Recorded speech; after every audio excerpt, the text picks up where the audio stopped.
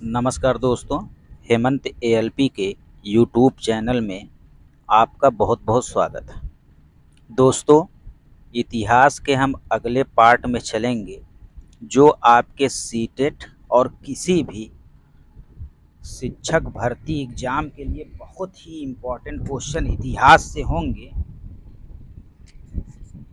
इसमें हम लोग नया टॉपिक मुगल साम्राज्य पढ़ेंगे। क्या पढ़ेंगे?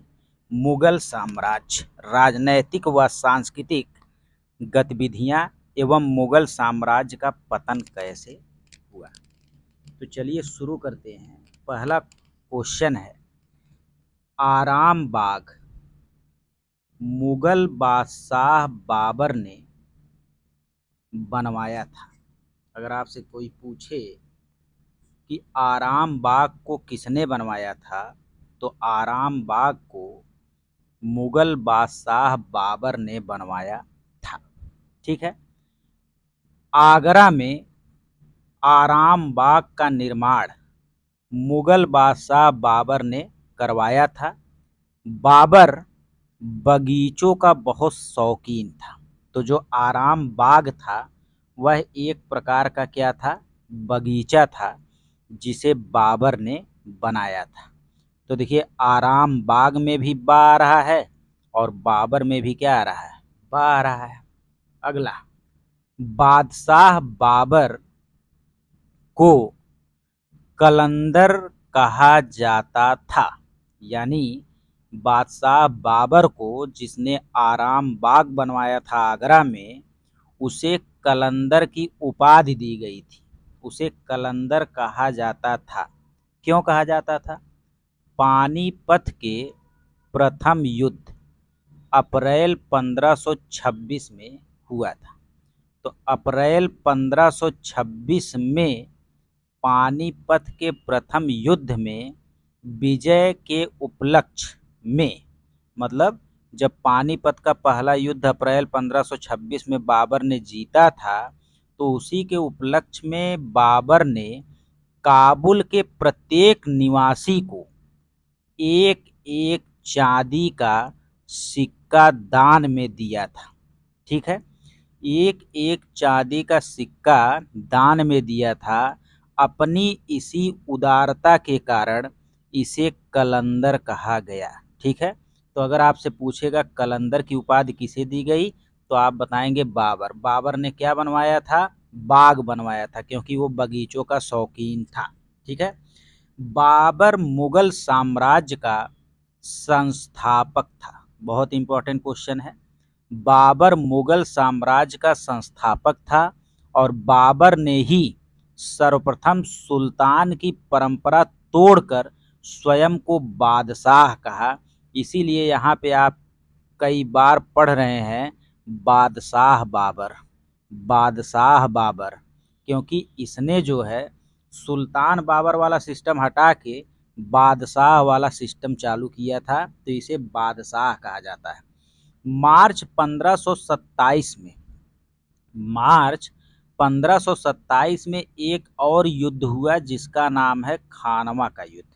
1526 में इसने कौन सा युद्ध लड़ा? अप्रैल में, अप्रैल 1526 में इसने लड़ा पानीपत का युद्ध, जिसमें इसकी विजय हुई। तब लोगों को ये चांदी का सिक्का जब दान किया तो कलंदर कहलाया।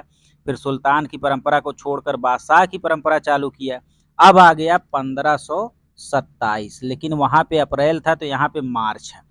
मार्च 1527 में बाबर का युद्ध हुआ राणा सांगा से। बाबर का युद्ध किससे हुआ? राणा सांगा से। किससे हुआ? राणा सांगा से हुआ। और बाबर ने अपने सैनिकों को जिहाद का नारा दिया था। किसका नारा दिया था? जिहाद का नारा दिया था। अगला है, अकबर सेकंड की बात आ गई। किसकी आ गई? अकबर सेकंड। बहुत इंपॉर्टेंट क्वेश्चन है। अकबर सेकंड ने, अकबर सेकंड मुगल सम्राट ने राजा राम मोहन राय को अपने दूत के रूप में लंदन भेजा था। अगर आपसे पूछेगा कि राजा राम मोहन राय को लंदन किसने भेजा था अपने दूत के रूप में, तो आप बताएंगे अकबर सेकंड ने। ठीक है। अर्थात अकबर सेकंड या अकबर द्वितीय नामक मुगल सम्राट ने 1830 ईस्वी में राजा राम मोहन राय को अपने दूत के रूप में पेंशन और भत्ते के लिए कहाँ पे भेजा? लंदन भेजा। और अकबर द्वितीय ने राजा राम मोहन राय ने राजा की उपाधि दी।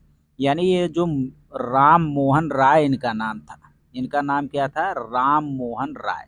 तो इनको मिली है राजा की क्या? उपाधि।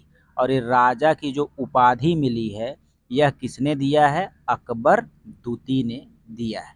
अब बात होगी अकबर की। अभी तक अकबर द्वितीय की बात हो रही थी, अब बात होगी अकबर की। किसकी बात होगी? अकबर की बात होगी। देखिए, अकबर जो थे, केवल अकबर की बात होगी तो अकबर ने एक दीन ए इलाही की स्थापना किया था। अकबर ने सभी धर्मों को सामंजस्य स्थापित करने के लिए, सभी धर्म आपस में लड़े ना, सभी धर्म एक दूसरे को समझें, सभी धर्म में सामंजस्य स्थापित करने के लिए 1582 ईस्वी, बहुत इंपॉर्टेंट डेट है, दीन ए इलाही की स्थापना इन्होंने कब किया था? 1582 ईस्वी में। किसने किया था? अकबर ने किया था।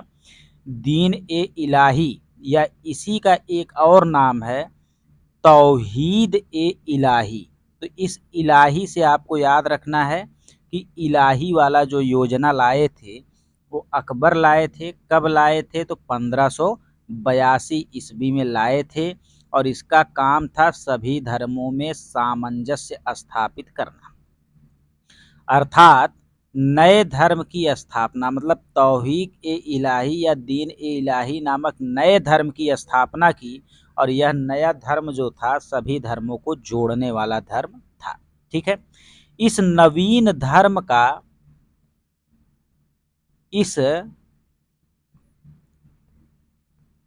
इस नवीन धर्म का प्रधान पुरोहित अबुल फजल था। अगर आपसे पूछेगा कि ये जो दीन ए इलाही आया या तौहीद ए इलाही आया, इस नवीन धर्म का प्रधान पुरोहित अबुल फजल था। ठीक है। हिंदुओं में हिंदुओं में इसे केवल हिंदुओं में इसे केवल महेश दास अर्थात बीरबल ने स्वीकार किया।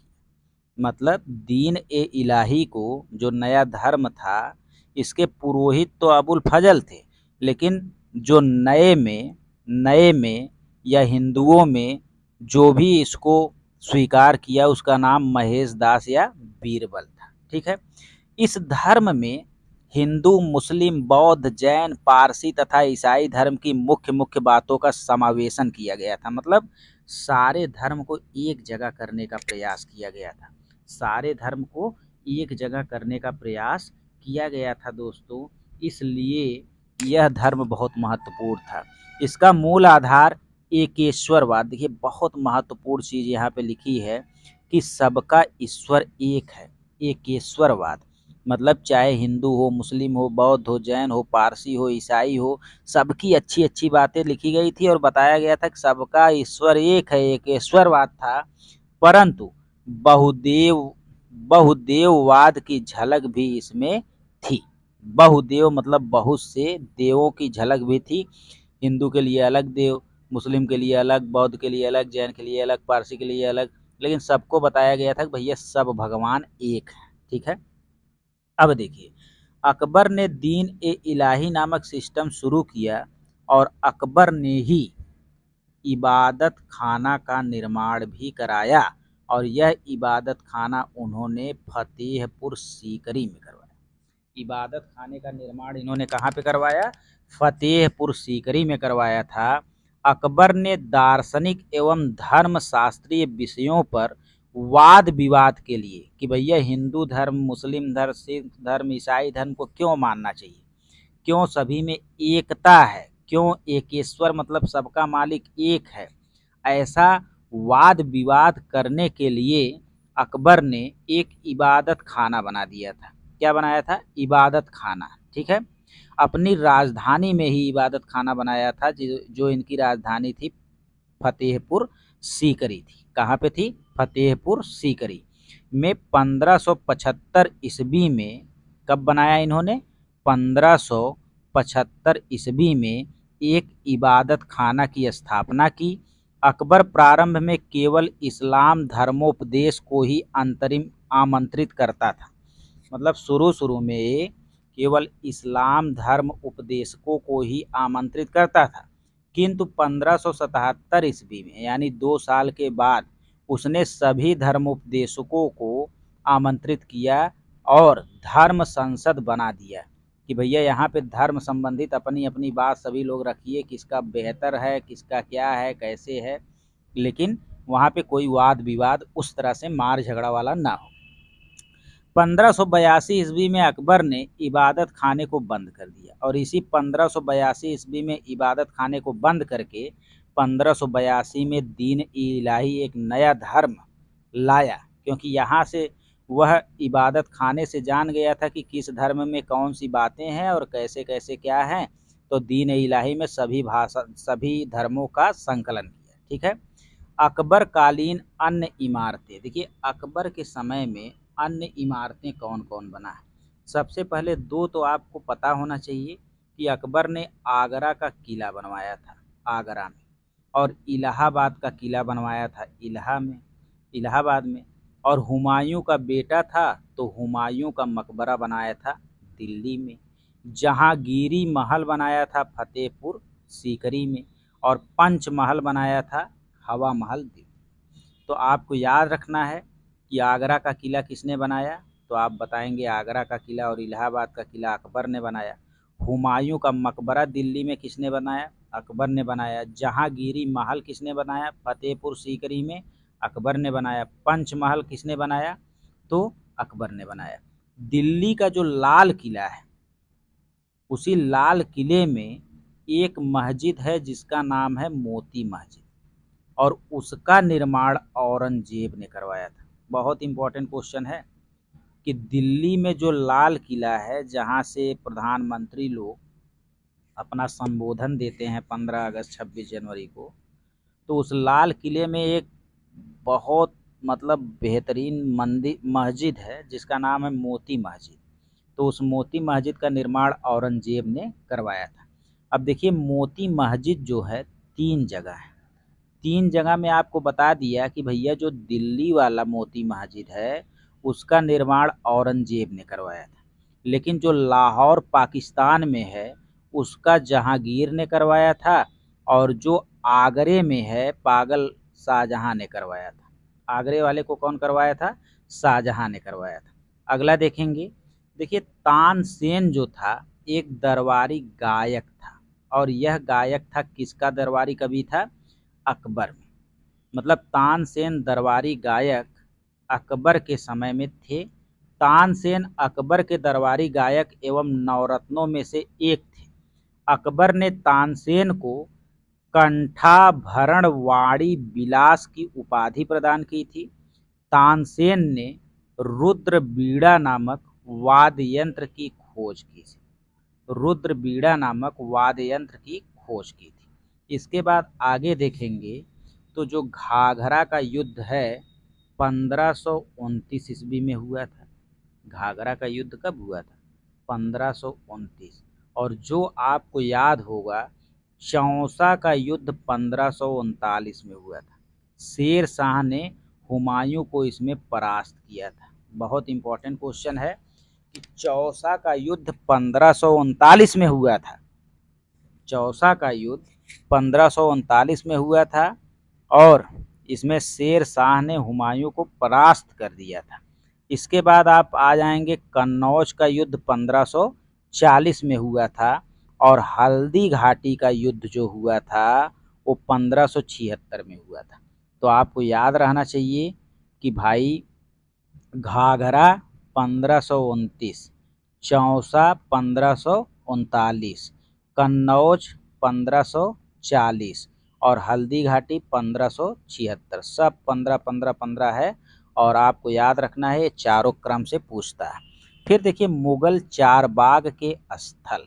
तो मुगल चारबाग के स्थल कहाँ कहाँ थे, देखिए, हुमायूं के मकबरे का चारबाग। अब अगर आपको बता दें कि हुमायूं का मकबरा किसने बनवाया था, तो अकबर ने बनवाया था। तो हुमायूं के मकबरे का चारबाग यानी हुमायूं का मकबरा जो अकबर बनाया था, उसमें उसमें भी बाग था, वो दिल्ली में बना ही था। कश्मीर में शालीमार बाग का सीढ़ीदार चारबाग, मतलब एक बगीचा बना था कश्मीर में जिसका नाम क्या है, शालीमार। ये भी मुगल काल में ही बना था। ठीक है। लाल महल बारी राजस्थान में चारबाग को तटीय बाग के रूप में अपनाया गया। यानी कि मुगल काल में आप देखेंगे तो एक हुमायूं के मकबरे में चारबाग बना था यानी बगीचा था, एक कश्मीर के शालीमार बाग था जो सीढ़ीदार बाग था, और एक लाल महल बारी यानी राजस्थान में चार बाग था जो तटीय बाग के रूप में अपनाया गया था। ठीक है। इसके बाद मुगल वास्तुशिल्प मिश्रण, मुगल वास्तुशिल्प मिश्रण फारसी व भारतीय शैलियों का मिश्रण है। मुगल वास्तुशिल्प मिश्रण फारसी व भारतीयों का शैली का मिश्रण है। इस वास्तुशिल्प का उदाहरण है मेहराब, गुंबद, हाजल, सभा या बुर्ज। ठीक है। विश्व शांति का विचार, बहुत इंपॉर्टेंट क्वेश्चन है कि विश्व शांति का विचार केवल एक ही व्यक्ति को आया, अकबर को। विश्व शांति का विचार अकबर मुगल बादशाह ने आगे बढ़ाया तथा सभी धर्मों की विशेषताओं को मिलाकर एक नए धर्म दीन ए इलाही धर्म की स्थापना 1582 ईस्वी में की थी। साथ ही धार्मिक वैमनस्यता को दूर करने के लिए महत्वपूर्ण कदम उठाए थे। इसके बाद अगला पॉइंट देखेंगे तो शाहजहां द्वारा, अब बात किसकी हो रही है, शाहजहां की बात हो रही है, बहुत इंपॉर्टेंट है। शाहजहां, कौन शाहजहां, वही शाहजहां जो ताजमहल बनाया था, उसी शाहजहां की बात हो रही है जो ताजमहल बनाया था। ठीक है। शाहजहां द्वारा दीवाने आम बनवाने, मतलब जो ताजमहल बनवाया है, वही लाल किला बनवाया है, वही दिल्ली वाली जामा मस्जिद बनवाया है, और वही दीवाने आम बनवाया है। तो दीवाने आम बनवाने के संदर्भ में सबसे उपयुक्त कथन यह प्रतीत होता है कि राजा का न्याय छोटे बड़े को एक समान मानता है। यानी दीवाने आम जो था, यहाँ पे चाहे आप आम व्यक्ति हों, चाहे आप खास व्यक्ति हों, चाहे आप छोटे व्यक्ति हों, चाहे आप बड़े व्यक्ति हों, जो राजा का न्याय रहेगा वो छोटे और बड़े सबके लिए एक समान रहेगा। ठीक है।